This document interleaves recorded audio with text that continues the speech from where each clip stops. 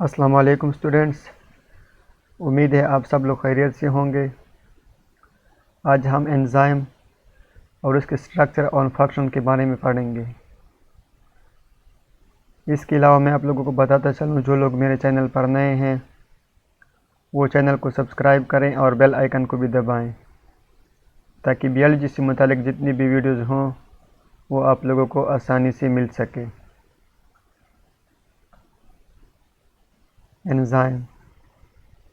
Enzyme क्या है? Biological catalyst है। केमिस्ट्री में आप लोगों ने कैटलिस्ट पढ़ा होगा कि कोई ऐसी चीज़ होती है जो हम एक रिएक्शन में डालते हैं और वो उस रिएक्शन को तेज़ करते हैं और वो रिएक्शन जल्दी हो जाता है, और इस तरह जो कैटलिस्ट होता है वो आखिर में फिर बच जाता है। तो ये एंजाइम क्या है? ये बायोलॉजिकल कैटलिस्ट है, जो असल में क्या है, प्रोटीन है that speed up chemical reaction. तो ये भी केमिकल जो रिएक्शन हो रहे हैं उसको तेज़ कर देते हैं, और आखिर में ये भी वैसे के वैसे रह जाते हैं, बच जाते हैं।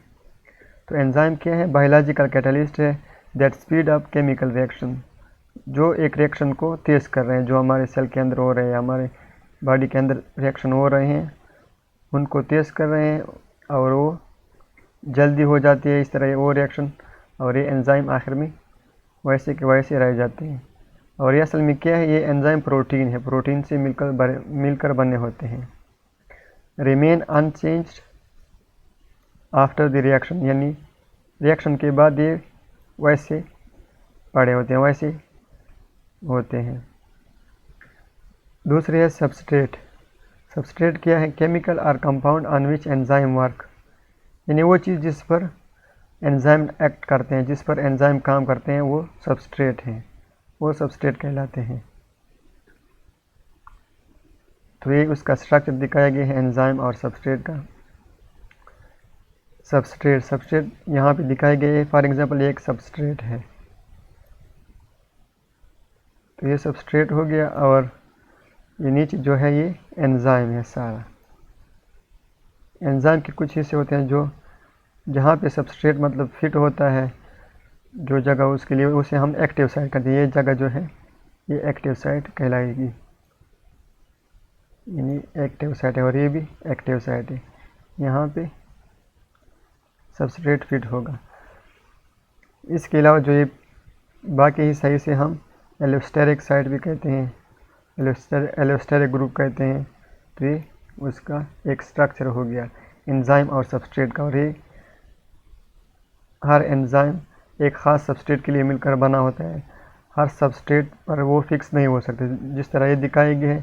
तो ये यहाँ पर बिल्कुल फिट हो सकता है, ये सबस्ट्रेट जो है ये इस जगह पे फिट होगा और ये इस जगह पे, और इसको प्रोडक्ट में कन्वर्ट कर देगा। ये नीचे एंजाइम, ये कुछ वो दिखाया गया ये किस तरह अमल करते हैं। पहले जब एंजाइम और सबस्ट्रेट ये जो दिखाए गए हैं ये मिल जाते हैं, तो ये क्या करते हैं? एंजाइम सबस्ट्रेट कम्प्लेक्स बना देते हैं, ES कम्प्लेक्स। ये रिवर्सिबल भी हो सकते हैं, रिवर्सिबल रिएक्शन भी वापस भी हो सकते हैं। तो ये दो एंजाइम और सबस्ट्रेट मिल जाते हैं और एंजाइम सबस्ट्रेट कम्प्लेक्स बना देते हैं ये।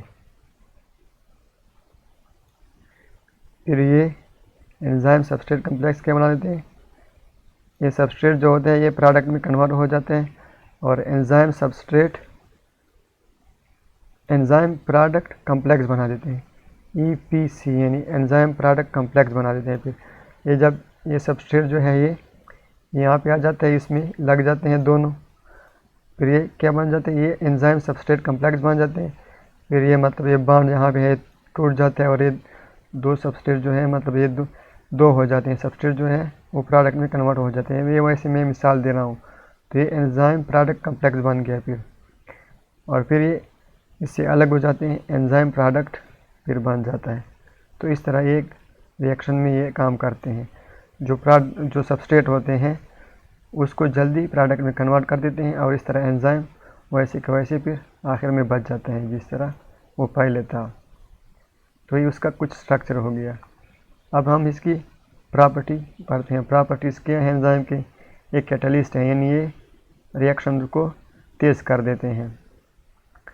इसके अलावा एक प्रोटीन होते हैं, एंजाइम जितने भी हैं वो प्रोटीन है, ग्लोब्यूलर प्रोटीन है। जो एंजाइम जो प्रोटीन की मतलब एक किस्म है ग्लोब्यूलर प्रोटीन, ये असल में वो होते हैं रिमेन अनचेंज्ड, और ये आखिर में वैसे कि वैसे ही होते हैं, यानी चेंज नहीं होते एंजाइम की स्ट्रक्चर, एक रिएक्शन के बाद उसकी शक्ल वैसी होती है।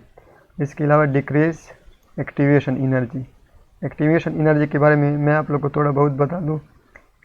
ये वो एनर्जी होती है जो एक रिएक्शन को स्टार्ट होने के लिए दरकार होती है। इस पर हम आगे इंशाल्लाह डिटेल में पढ़ेंगे, लेकिन ये क्या करते हैं, तो एंजाइम जो एनर्जी दरकार होती है एक रिएक्शन के लिए उसको कम कर देती है, यानी एनर्जी को उसको कम कर देती है, यानी एक रिएक्शन के लिए कम एनर्जी ज़रूरत होती है। फिर जब हम ये एंजाइम उसमें डालते हैं, यानी कैटालिस्ट डालते हैं उस रिएक्शन में, तो ये एनर्जी फिर कम खर्च होती है। तो उम्मीद है आप लोगों को समझ आ गया होगा।